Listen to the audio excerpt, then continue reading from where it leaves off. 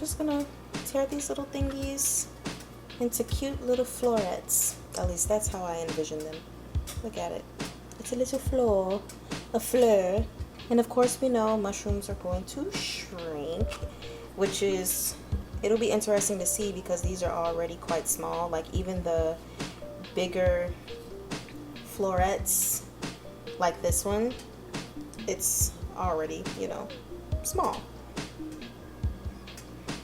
So actually with these, they're still really easy to rip apart, but I found gray oyster mushrooms, or whichever ones I get from the farmer's market, are still a little easier to tear than this. So my stove should be hot enough now. I'm going to throw in the ones I've already torn and then just tear the rest. I'm super excited. So with these, it's definitely really much easier to tear from the floret itself instead of trying to tear starting somewhere else.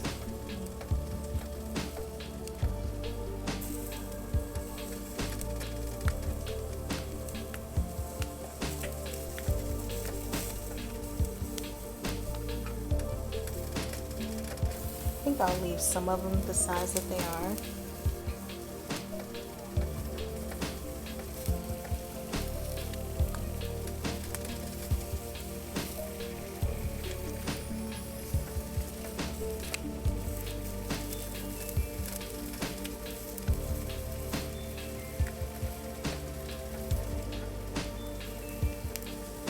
I'm also gonna put just a little bit more oil.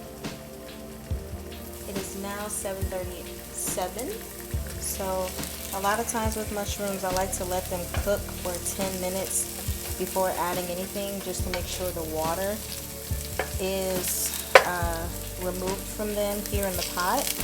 But these didn't feel too watery like other mushrooms that I've gotten. Ooh, let's get closer because they're already starting to brown, which is pretty cool.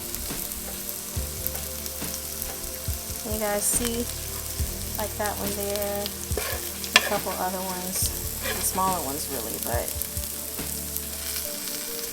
yeah, I don't think it's gonna take 10 minutes for these bad babies.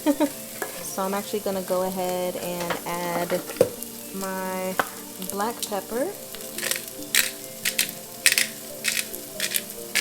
I really love the smell of fresh black pepper. I'm gonna sprinkle a little salt,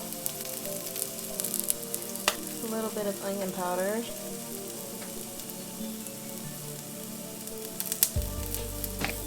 also the only drawback I say there is about growing at least these mushrooms in my home, at least for now until I have a garage or something, is that it filled the whole apartment with its potent smell. It's not nasty, it just smells like mushroom, but you know, since it's not a fresh smell, it's not necessarily the most pleasant. I think I'm gonna do just a little bit of onion powder as well.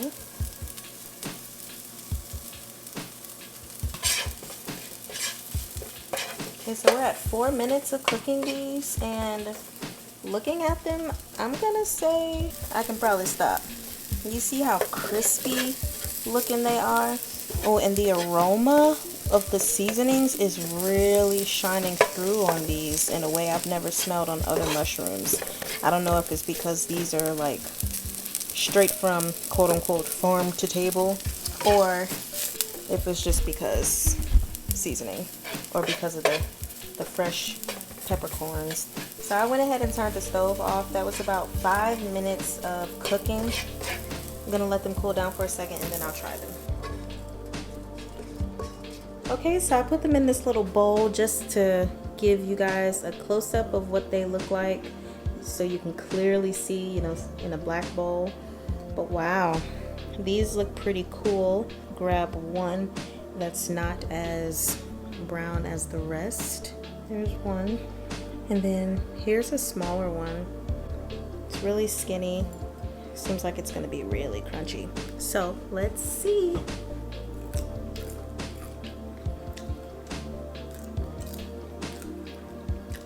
Yeah, these are really good. Oh wow. You know what?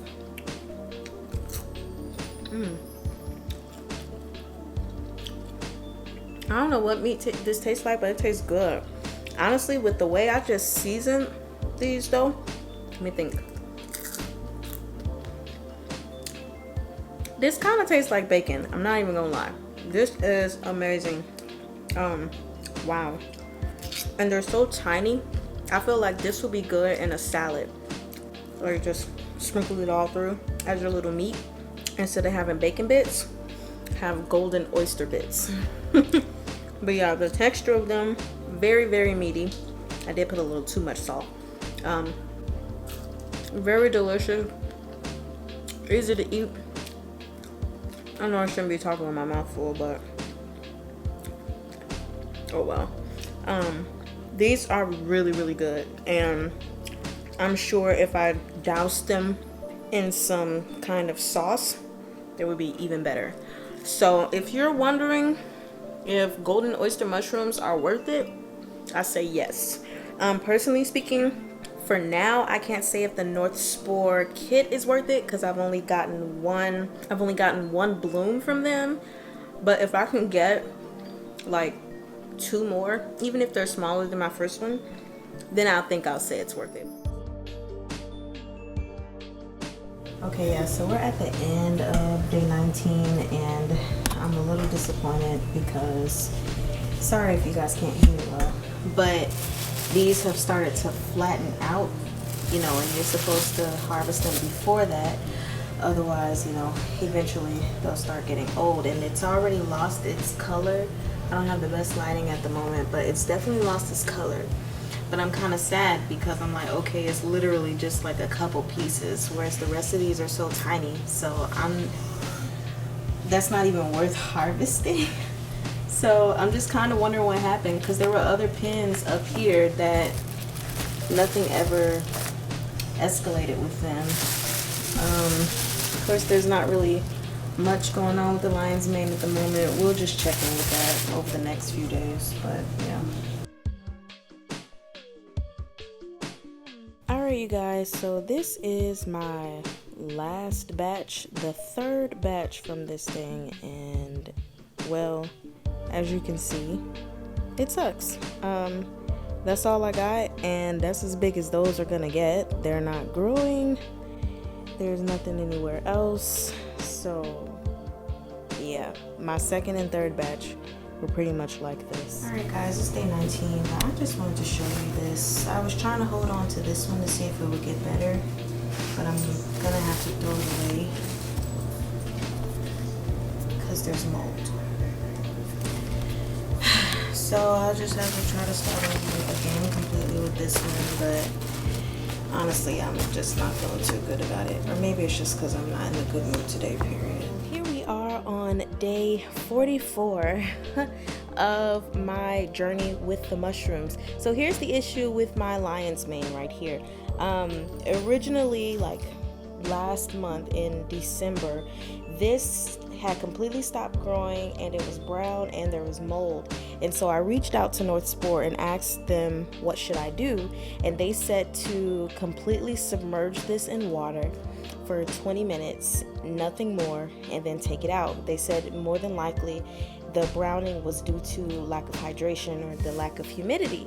So I did that. Of course, I removed the nasty pieces and I started over, and I honestly hadn't been keeping track because I just got tired of it.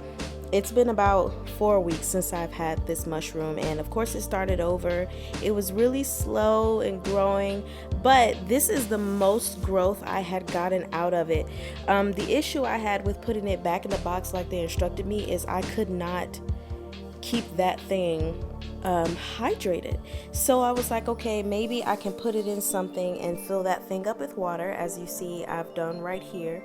And I filled it up a little over half or halfway, whatever, and then I covered this with a bag and would spray the inside of the bag multiple times per day because it would just keep drying out no matter what. And let me tell you guys, yes, lion's mane is more on the difficult side to keep hydrated if you don't have one of those mushroom tent thingies that they put them in. But nonetheless, it has grown substantially, but now we're back to a point again where it's kind of browning a little bit. And then we've got two different textures here. As you can see, this one is more of a smooth texture, and then we come to this part which is a little more prickly. I can't figure that out. I mean, it's been in the same condition. But yeah, it hasn't really grown the past couple of days, and I'm keeping it, but at this point I'm ready to just call it quits because I feel like it was a fail, but I don't want to throw it away just in case something happens. But this is just like a really quick update for you guys, just so you can see what I'm going through, because you know, we don't always want to see the successes. You know, sometimes we need to see the fails or what looks like a fail but may end up in success.